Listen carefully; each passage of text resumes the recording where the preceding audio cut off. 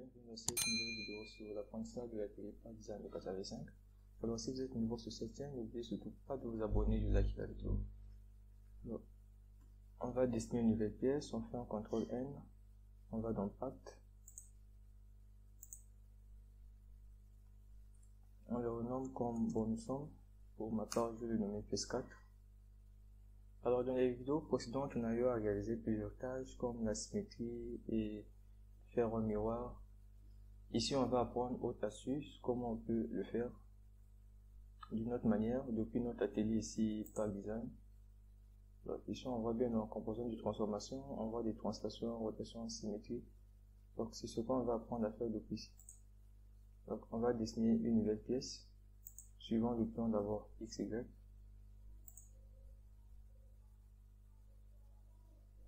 On peut constater ici dans notre atelier Sketcher, lorsqu'on va dans Insertion, Opération, Transformation, on retrouve bien à peu près les mêmes choses, miroir, symétrie. Et dans les vidéos précédentes, on a eu à les réaliser ici.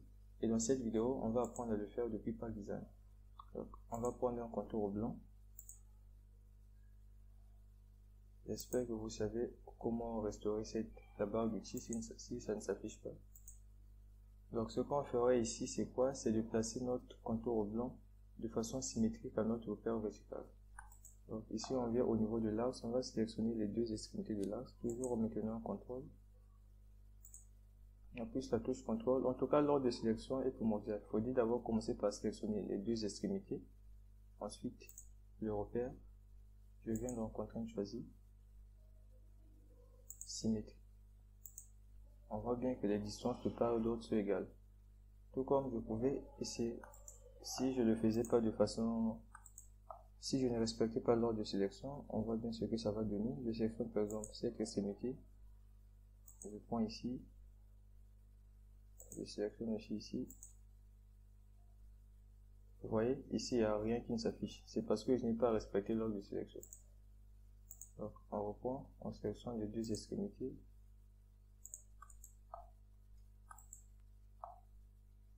On prend ici. On prend.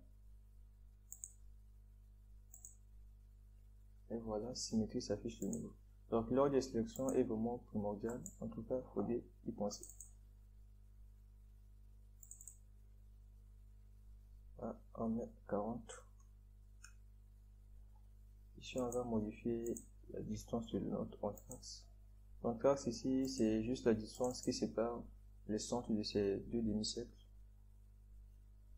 Je le mets à 150. Je sors de mon atelier. On va réaliser l'extrusion. On le retrouve dans composant issu d'un contour. On va le orienter vers le bas de préférence.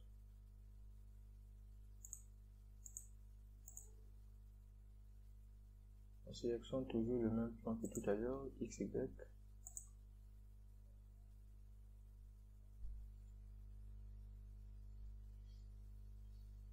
On va prendre un cercle centré, on va le placer là. Alors ici, on va apprendre un nouveau truc. Comment placer notre cercle au niveau du centre de ce demi-cercle. Donc ce que je fais, c'est que je sélectionne les deux. Et je viens ici à concentricité. Je valide. C'est bon. Donc ici, je pouvais bien faire mon miroir depuis ici. Je pouvais bien le faire depuis ici. De telle sorte à obtenir ça. Ensuite, réaliser les poches des deux côtés. Mais l'objectif de cette vidéo, c'est de le faire depuis Path Design. Donc, je vais annuler ça.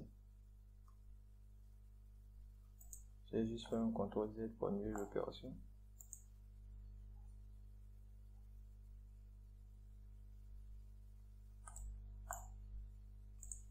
On réalise notre poche.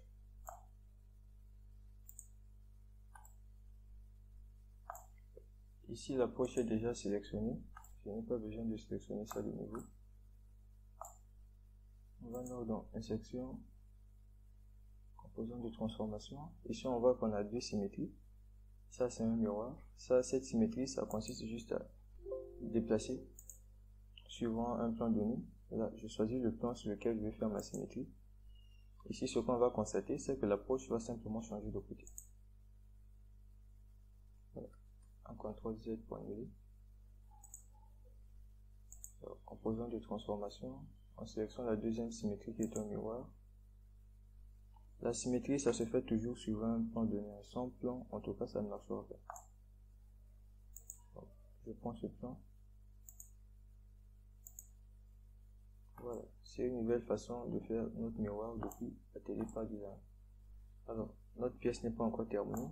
On va cette fois-ci prendre le plan ZX.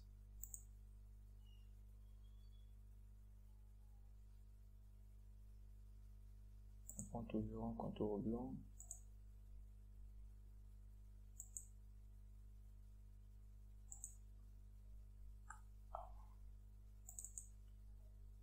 Ici, je mettrai une contrainte de 50.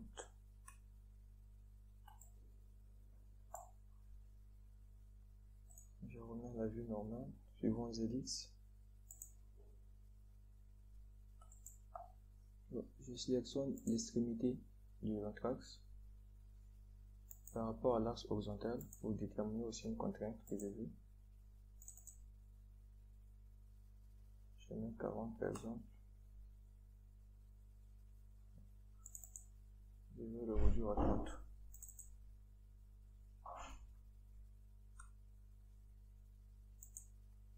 Là, ça me va. Je prends une droite. Alors, je me rassure bien que ça coïncide avec mon repère horizontal, mais aussi avec cette droite-là.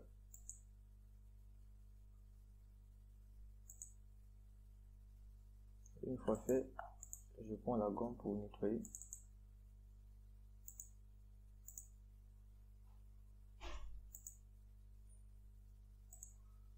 C'est bon.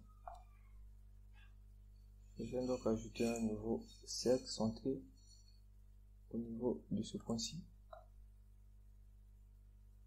Alors ici, on voit bien que mon cercle s'est colorié en jaune, c'est pour monter juste la coïncidence.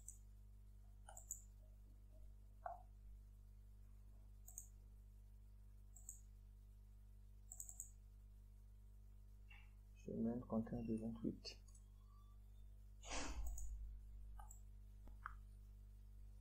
Alors ici, j'espère que vous comprenez bien l'importance pour laquelle je suis en train de faire des extrusions de façon symétrique.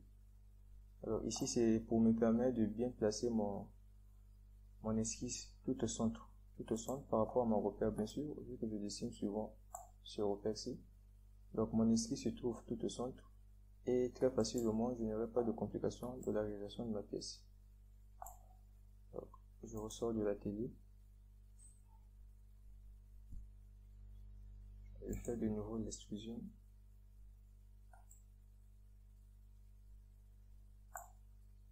Je le fais de façon symétrique. Alors ici, ça ne dépend que de moi. Je peux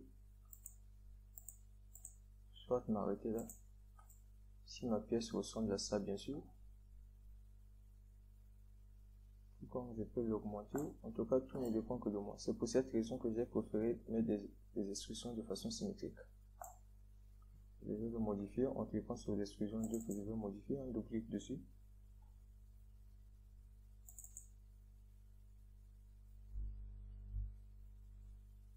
Je vais mettre 50.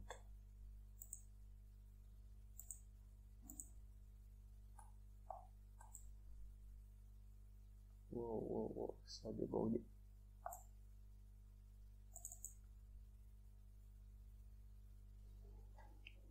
Je vais mettre 40 alors.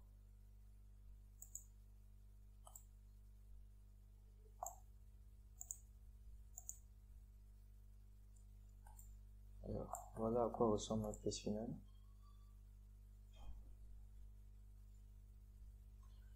C'est la fin de cette vidéo. J'espère bien que ça vous a été très utile. On se donne rendez-vous à la prochaine.